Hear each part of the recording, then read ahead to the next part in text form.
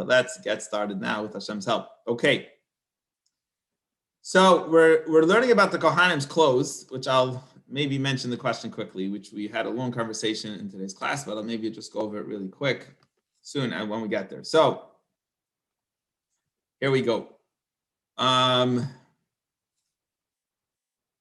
ephod, and they made the clothes of the Kohen Gadol. The Kohen Gadol had an apron. I think everybody knows what it looked like already, right? Do I need to show it again, or does everybody in the class know already what it looks like? So he had an apron. You know what? Yeah, I'm just going to continue on. He had this apron that was made out of 4 kinds of materials. Zahav, first of all, which was really cool. It was made out of gold. Rashi is going to tell us in a moment exactly how the gold thread was made. But there were 4 different kinds of, or 4 threads and 1 thread of gold. There was Zahav, gold, Cheles, Vargaman, Lashani. There was purple, blue, and what he calls crimson wool, and Sheish Mashzar and linen. It was made out of linen. So just again to share real quick, we're going to learn in the 3rd book of the Torah that wool and linen is prohibited. How come is it that almost every single time that we have thread, every single thread is wool and linen? It doesn't make any sense. It's a prohibition. We actually find the Betzitzis too. And this question, I saw a fascinating thing which I shared on the WhatsApp group, which is Rabbeinu Bechaya shares, asks that question in chapter 19, verse 19 in the book of Leviticus, the 3rd book of the Torah, where we have the prohibition, and he says that the energies of wool and linen do not match up together, as well as he shares 3 reasons. And he says the reason they don't match up is because their energies don't go together. But the purpose of the Mishkan, of the Beis Hamikdash, of the temple, is to bring harmonize opposing energies, and therefore we wanted it to be constantly in the Beis Hamikdash. These 2 energies that are opponents to each other should be working together in order to create harmony between each other, to make harmony between 2 opposing energies. And that's why constantly we see in the Mishkan, wool and linen are being combined together. Although not normally prohibited. If you wear a suit and you buy it, you got to check it for shatnez. Here it's permitted. Verse number 3. How did they make the gold? Vayiraku espachre hazav. They hammered out sheets of gold. Literally, they made sheets of gold. Bekitzets, and so they flattened it out, smoothed it out, made it really, really thin, made really, really thin sheets of gold. Bekitzets psilim, and then they cut up the threads. So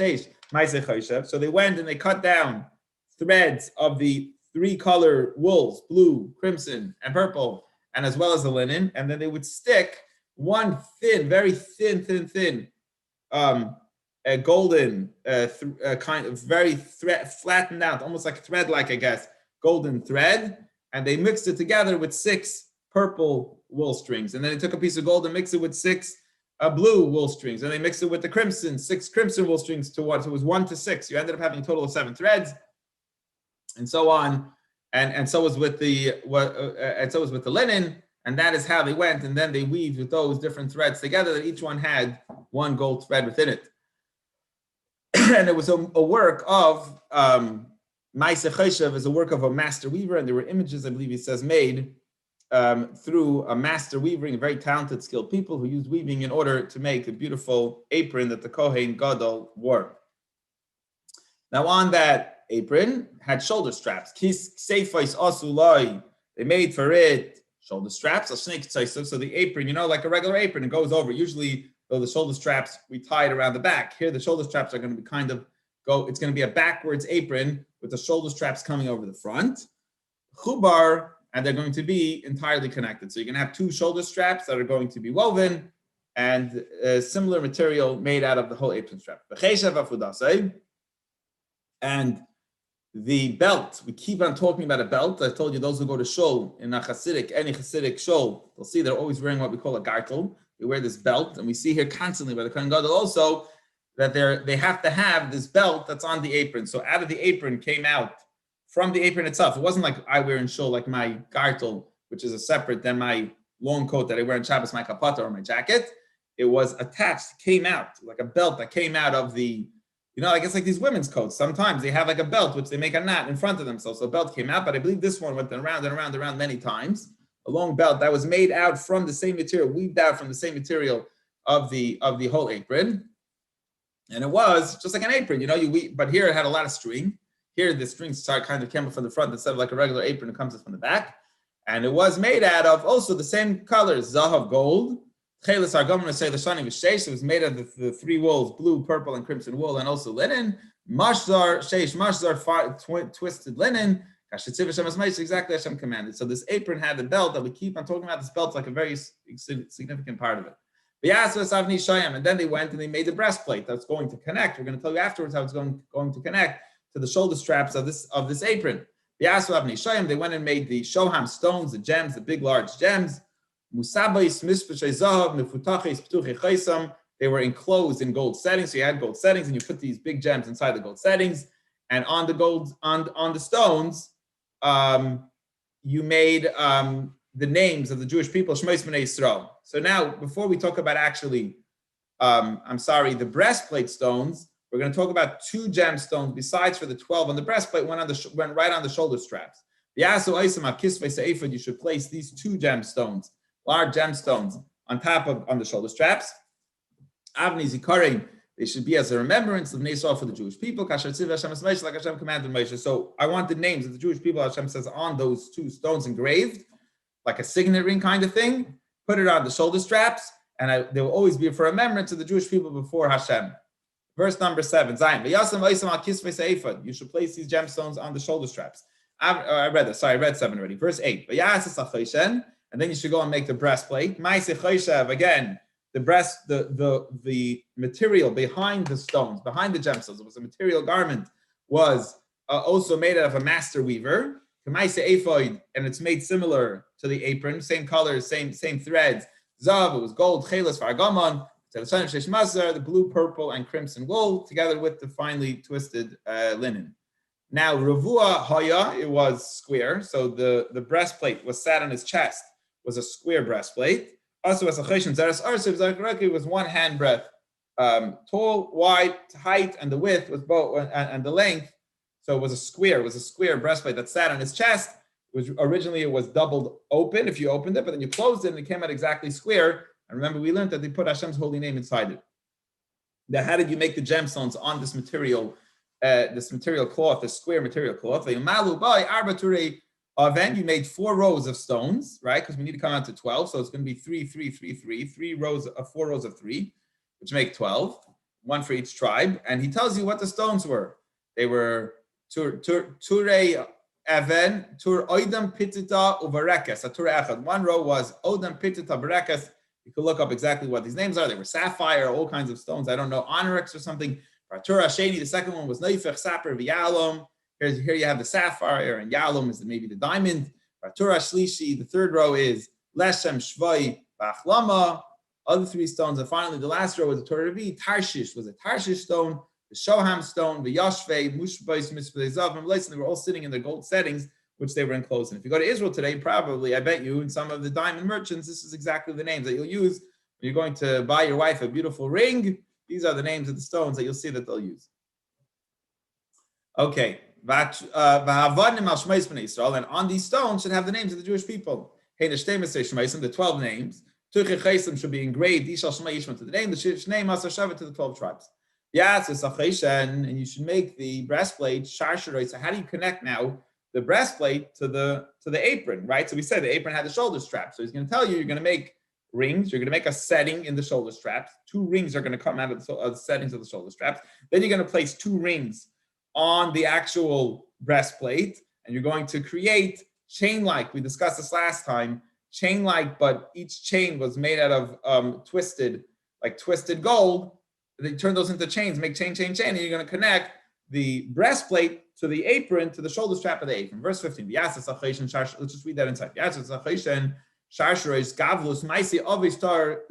should make a chain at the edges of cable work. So a chain that were made out of cables and chains, we discussed this last time, going to connect the breastplate to the shoulder strap.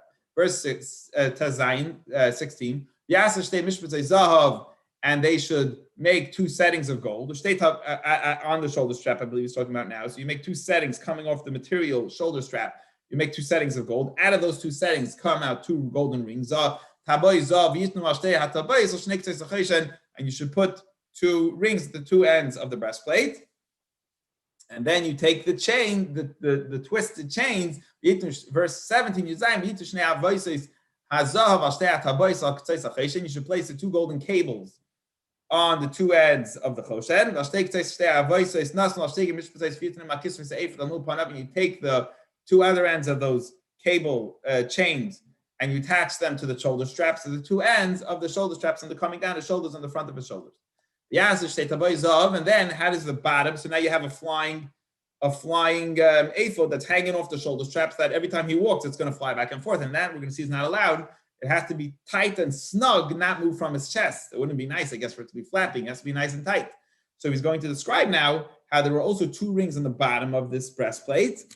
And then the 2 blues, instead of not golden chain link gold chains going to connect it on the bottom. It's going to be 2 blue straps that's going to connect to his back, back to the apron, to the bottom to the middle part of the apron, and it's going to go kind of behind him. So the 2 straps are going to pull the ephod on the bottom from in front of him to connect to the apron, to the back of the middle of the apron. That's what he says in the next 3 verses. We'll read it inside. The Yasur Shtei Tabay Zav, you should make 2 gold rings in the bottom. You see you should put them on the 2 edges of Sfasi on the bottom of this breastplate. On the inner side of the ephod, you should place them on the inner side of the bottom of the ephod. Verse 20, then you make another 2 gold rings on the apron that comes out. Where does it go? It goes on the middle part of the apron, lower down under where the belt came out of, right under the belt, or above, right above the band of that belt. You're going to connect the rings over there. And you connect the bottom of the rings of the ephod of the breastplate to the ephod with a blue belt, the blue strap. And the choshen should not disconnect from the apron. It should always, when he wears it, connected together. So it always has to be these 2 pieces of clothing, I guess, are straps just to connect them together once the Kohen Gadol puts them on. But they're really considered one piece of clothing. They're connected together. The breastplate and the ephod are 2 kind of like two ends to one clothing that gets bound together by him attaching the 2 together. And that is the end of today's chumash. Any questions or comments on today's chumash? Maybe I'll just show the picture quickly and then we'll wrap it up on that. Anyone have any questions or comments just as I open the WhatsApp here, just to show you the picture, because I guess the picture is always good. It'll just take us another minute and we'll benefit from seeing the actual thing. Let me share it with you over here. Okay, we'll just go over this together. Hold on 1 second. Sorry, guys. Going to our daily, it's not opening now. Our daily WhatsApp group, our daily class WhatsApp group, always like sometimes you have additional stuff, questions and comments that some of you ask. And we'll see if we can pull it up over here. Okay, so, let's go up to the Kohen Gadol's clothes. You'll get us a picture of it. I'm really happy that our class, I feel, really knows very well how the Kohen Gadol stuff looked, because we've been learning about it. There you have the strap, the 2 rings on the bottom of the breastplate going to the back of the apron, connecting right above where the belt comes out kind of from the apron, right? You'll notice that. Let's go to another picture. This is what it looked like in color from the front. So you had the 12 gemstones on the breastplate. You had the golden chain things going up to the top shoulder strap that's on top of the shoulder. You can see a little bit the 2 gems that are on the shoulder strap, and you have the blue belt, blue strap coming down from the bottom, connecting to the bottom of the ephod. And that is the picture from what we learned about today. Okay, no questions or comments. We'll move on to today's Tanya. So interesting Tanya today. Let me press stop.